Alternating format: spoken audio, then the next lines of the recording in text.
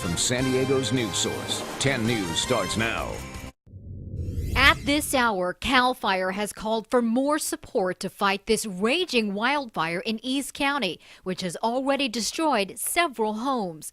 Dozens of residents have been forced to leave, not knowing if they'll have anything to return to.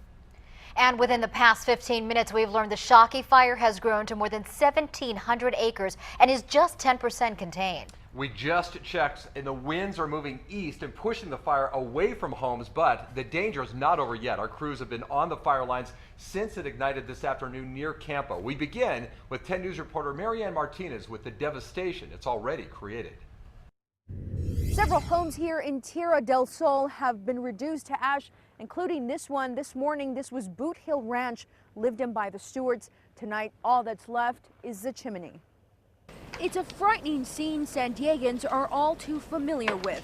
Flames, burnt out cars, and reminders that someone once lived here. At least 4 families will soon know the horror of having lost their home. I've seen people passing by crying, and on horseback, knowing that the fire was going straight to their house. There could be more destroyed homes, but CAL FIRE won't know for sure until tomorrow. Firefighters will spend the night battling the Shockey fire. Helicopter support was brought in to try to get a handle on the fire that's burned more than 1,000 acres. As the fire made its way through the backcountry, 80 homes were evacuated. We just started packing stuff up, valuables, and loading up the horses. People in this area have gone through fire evacuations before. Does it ever get easier? Easier? No. Everybody's on alert, trying to stay focused. In Tierra del Sol, Marianne Martinez, 10 News. Now we want to give you a closer look at the areas under evacuation right now. This map shows you the communities near Tierra del Sol, Starship Lane, Jewel Valley Road, Old Highway 80, and State Route 94, all forced out just hours ago. And our team coverage continues right now with 10 News reporter John Carroll live at the command center with where evacuees were sent. John? I take it we're at the Golden Acorn Casino just off Interstate 8. It's the fire command post, and it's also where some very tired and shaken people are tonight. Lonnie Kearns was on his way home when he got a disturbing phone call from his wife. I was out of town this morning, and as I was driving home, my wife called me on my cell phone to tell me there was fire, threatening. Kearns eventually got home. He and his wife loaded up their SUV with the most precious cargo being their cat, and they left, but not without one frightening look back. When I turned around to look back, my house was surrounded by fire on 3 sides. So I don't know if it's still there or not. When the call to evacuate first went out, people were told to come here to the Golden Acorn Casino.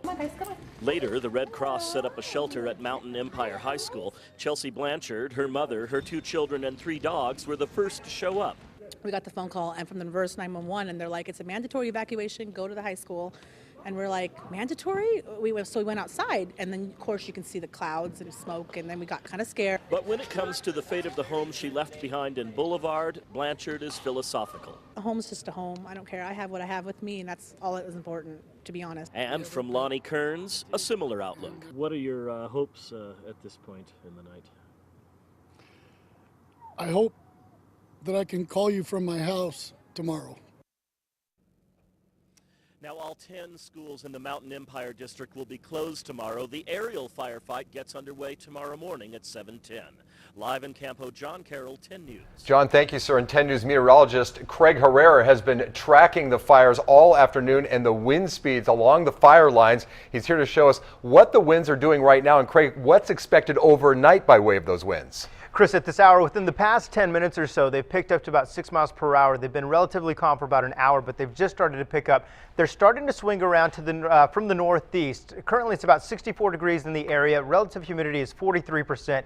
But with that northeast wind, it will dry it out a little bit more tonight. As for tomorrow and into tomorrow morning, about 11 a.m., it's going to pick up. The winds will start to swing and come around from the west. They will blow off to the east at 10 to 15 miles per hour. That's when they start to pick up, and they'll get up to 25 during the the afternoon. Temperatures about 11 a.m. about 84 with 20% relative humidity. Let me show you a quick time lapse that we took from Lions Peak looking off to the east. This is 12 o'clock. Right about 1:30 is when it'll stop, and you can see just in the center of your screen, just off to the right, you can see that plume of smoke, and then it continues to blow off, and you can just see it really filling up the air most of this afternoon. Again, the winds tomorrow, Chris, will come in from the west, 10 to 15 miles per hour, and at times gusting up to 25. Craig, thank you. And 10 News is staying on the fire lines. We'll be checking back with CAL FIRE in 18 minutes to bring you the very latest on this rapidly developing story.